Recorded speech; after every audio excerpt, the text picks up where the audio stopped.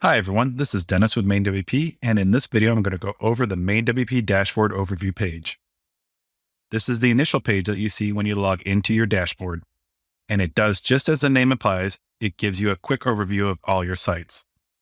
Remember, to get the most updated information, you'll want to press the Sync Dashboard with Child Sites button so your dashboard can gather the most recent data from your child sites. I recommend doing this every time you log in to be sure you are working with the most recent information. And now that we have completed the sync, let's look at what the page presents us. On this page, you will find different widgets representing a range of important features, from Updates Overview, Connection Status, this is the connection between your dashboard and child sites, Security Issues, Recent Posts, and Recent Pages.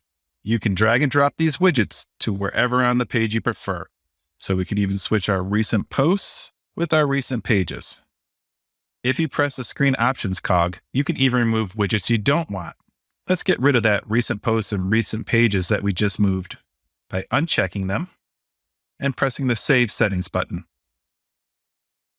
And just like that, they are gone.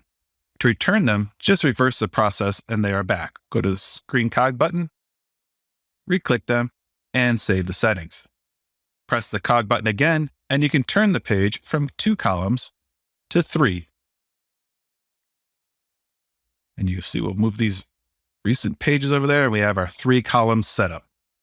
If you want to start over again, just go back to the cog, press the Reset page, yes to proceed,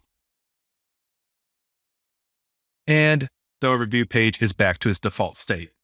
And that is the MainWP Dashboard overview page. I'm Dennis, and I'll see you in the next video.